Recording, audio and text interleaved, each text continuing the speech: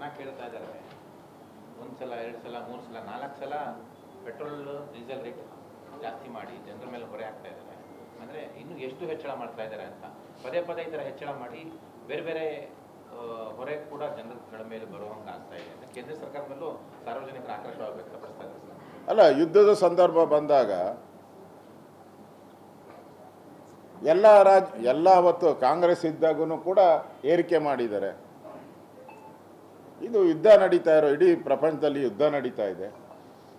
ಸುಮಾರು 10-15ಕ್ಕೂ ರಾಷ್ಟ್ರಗಳು ಯುದ್ಧದಲ್ಲಿ ಪಾಲ್ಗೊಳ್ತಾ ಇದ್ದಾರೆ. ಇನ್ನೂ ಯುದ್ಧ ಸಮಾಪ್ತಿಯಾಗಿಲ್ಲ.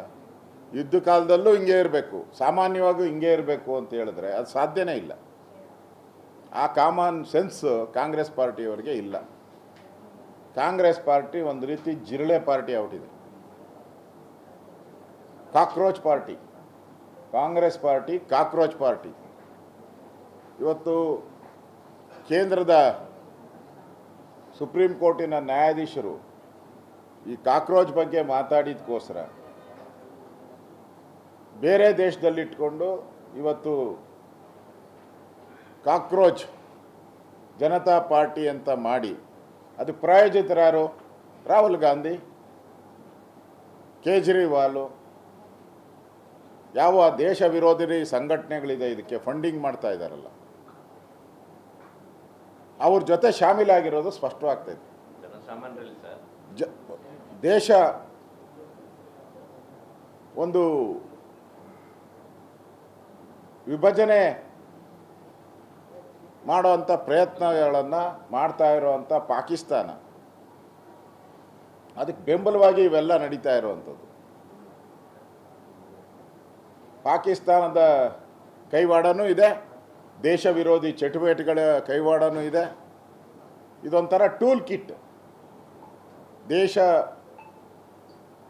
ದ್ರೋಹದ ಟೂಲ್ ಕಿಟ್ ಇವರೆಲ್ಲ. ಅದಕ್ಕೆ ಯಾರ್ಯಾರು ಕಾಮೆಂಟ್ ಮಾಡ್ತಾ ಇದ್ದಾರೆ ಅವರೆಲ್ಲ ಕಾಂಗ್ರೆಸ್ ಅವರು, ಆಮ್ ಆದ್ಮಿಯವರು ಪಕ್ಕ.